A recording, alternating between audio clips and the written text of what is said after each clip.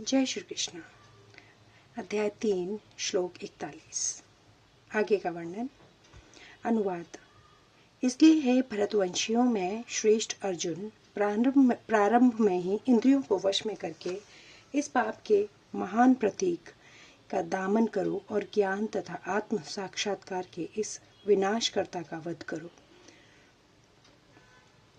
तात्पर्य। भगवान ने अर्जुन को प्रारंभ से ही इंद्रिय संयम करने का उपदेश दिया, जिससे वह सबसे पापी शत्रु काम का दमन कर सके, जो आत्म साक्षात्कार तथा आत्मज्ञान की उत्कंठा को विनष्ट करने वाला है।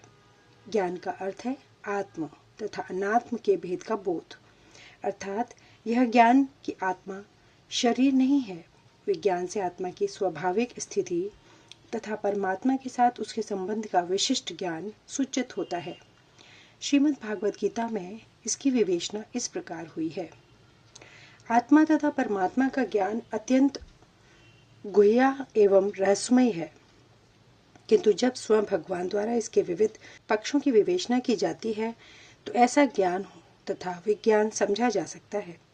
भगवत गीता हमें आत्मा का समान तथा विशिष्ट ज्ञान तथा विज्ञान प्रदान करती है। जीव भगवान के भिन्न अंश हैं, अतः वे भगवान की सेवा के लिए हैं। यह चेतना कृष्ण भावनामृत कहलाती है। अतः मनुष्य को जीवन के प्रारंभ से इस कृष्ण भावनामृत को सीखना होता है, जिससे वह पूर्णतः कृष्ण भावना भावित होकर तदनुसार कर्म करे। काम ईश्वर प्रेम का विकृत प्रतिबिंब है और प्रत्येक जीव के लिए स्वाभाविक है, किंतु यदि किसी को प्रारंभ से ही कृष्ण भावनामृत की शिक्षा दी जाए तो प्राकृतिक ईश्वर प्रेम काम के रूप में विकृत नहीं हो सकता। एक बार ईश्वर प्रेम के काम रूप में विकृत हो जाने पर इसके मौलिक स्वरूप को पुनः प्राप्त कर पाना दुस्साध्य हो जाता है।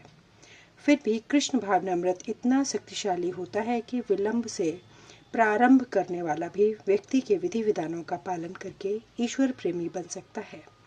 अतः जीवन की किसी भी अवस्था में या जब भी इसकी अनिवार्यता समझी जाए, मनुष्य कृष्ण भावनामृत या भगवत गीता के द्वारा इंद्रियों को वश में करना प्रारंभ कर सकता है और काम को भगवत प्रेम में बदल सकता है, जो मानव जीवन की पूर्णता की चरम अवस्था है।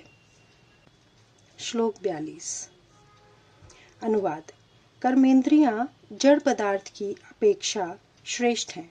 मन इंद्रियों से बढ़कर है, बुद्धि मन से भी उच्च है और वह आत्मा बुद्धि से भी बढ़कर है। तात्पर्य। इंद्रियां काम के कार्यकलापों के विभिन्न द्वार हैं। काम का निवास शरीर में है, किंतु उसे इंद्रियां रूपी झरोके प्राप्त है। अतः कुल मिलाकर इंद्रियां शरीर से श्रेष्ठ है। श्रेष्ठ चेतना या कृष्ण भावनामृत होने पर ये द्वार काम में नहीं आते। कृष्ण भावनामृत में आत्मा भगवान के साथ सीधा साधा संबंध स्थापित करता है। अतः यहाँ पर वर्णित शारीरिक कार्यों की श्रेष्ठता परमात्मा में आकर समाप्त हो जाती है। शारीरिक कर्म का अर्थ है इंद्रियों के कार्य और इन इंद्रियों के अवरोध का अर्थ। सारे शारीरिक कर्मों का अवरोध, लेकिन चूंकि मन सक्रिय रहता है, अतः शरीर के मौन तथा स्थिर रहने पर भी मन कार्य करता रहता है। यथा स्वप्न के समय मन कार्यशील रहता है, किंतु मन के ऊपर भी बुद्धि की संकल्प शक्ति होती है और बुद्धि के भी ऊपर स्वयं आत्मा। अतः यदि आत्मा प्रत्यक्ष रूप में परमात्मा में रत रहे तो अन्य सारे अधीनस्थ यथा बुद्धि, मन तथा इंद्रियां स्वतः रत हो जाएंगी। कठोपनिषद में एक ऐसा ही अंश है जिसमें कहा गया है कि इंद्रियां विषय इंद्रियों से श्रेष्ठ है और मन इंद्रिय विषयों से श्रेष्ठ है। अतः यदि मन भगवान की सेवा में निरंतर लगा रहता है तो इन इंद्रियों के अन्यंत्र रत होने की संभावना नहीं रह जाती। इस मनोवृत्ति की विवेचना की जा चुकी है, पर द्रष्टा निवर्तते। यदि मन भगवान के दिव्य सेवा में लगे रहे तो तुच्छ विषयों में उसके लग पाने की संभावना नहीं रह जाती। कठोपनिषद में आत्मा को महान कहा गया है। अतः आत्मा इंद्रियों, मन तथा बुद्धि इन सब के ऊपर है। अतः सारी समस्या का हल यह है कि आत्मा के स्वरूप को प्रत्यक्ष समझा जाए। मनुष्य को चाहिए कि बुद्धि के द्वारा आत्मा की स्वाभाविक स्थिति को ढूंढे और फिर मन को निरंतर कृष्ण भावना मृत में लगाए रखे। इससे सारी समस्या हल हो जाती है। सामान्य नव दीक्षित अध्यात्मवादी को इंद्रिय विषयों से दूर रहने की सलाह दी जाती है, किंतु इसके साथ साथ मनुष्य को अपने बुद्धि का उपयोग करके मन को सशक्त बनाना होता है।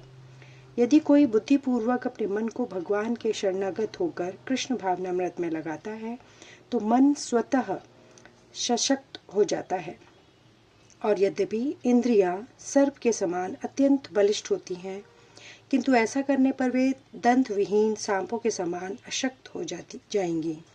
यद्यपि आत्मा बुद्धि, मन तथा इंद्रियों का भी स्वामी है, जो भी जब इसे कृष्ण की संगति द्वारा कृष्ण भावनामृत में सुदृढ़ नहीं कर लिया जाता,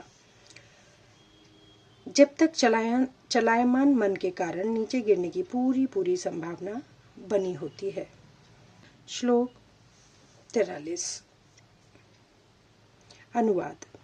इस प्रकार हे महाबाहु अर्जुन, आपने आपको भौतिक इंद्रियों, मन तथा बुद्धि से परे जानकर और मन को सावधान आध्यात्मिक बुद्धि कृष्ण भावनामृत से स्थिर करके आध्यात्मिक शक्ति द्वारा इस काम रूपी दुर्जय शत्रु को जीतो। तात्पर्य: भगवद गीता का यह तृतीय अध्याय निष्कर्षतः मनुष्य की निर्देश देता है कि वह निर्विशेष शून्यवाद को चरम लक्ष्य न मानकर अपने आप को भगवान का शाश्वत सेवक समझते हुए कृष्ण भावनामृत में प्रवृत्त हो। भौतिक जीवन में मनुष्य काम तथा प्रकृति पर प्रभुत्व पाने की इच्छा से प्रभावित होता है। प्रभुत्व तथा इंद्रिय तृप्ति की इच्छाएं बुद्ध जीव की परम शत्रु है, किंतु कृष्ण भावनामृत की शक्ति से मनुष्य इंद्रियों तथा मन और बुद्धि पर नियंत्रण रख सकता है। इसके लिए मनुष्य को सहसा अपने नियत कर्मों को बंद करने की आवश्यकता नहीं है, अपितु धीरे धीरे कृष्ण भावनामृत विकसित करके भौतिक इंद्रियों तथा मन से प्रभावित हुए बिना अपने शुद्ध स्वरूप के प्रति लक्षित स्थिर बुद्धि से दिव्य स्थिति को प्राप्त हुआ जा सकता है। यही इस अध्याय का सारांश है। सांसारिक जीवन की अपरिक्त अवस्था में दार्शनिक चिंतन तथा यौगिक आसनों के अभ्यास से इंद्रियों को वश में करने के कृत्रिम प्रयासों से आध्यात्मिक जीवन प्राप्त करने में सहायता नहीं मिलती। उसे श्रेष्ठ बुद्धि द्वारा कृष्ण भावनामृत में प्रशिक्षित होना चाहिए।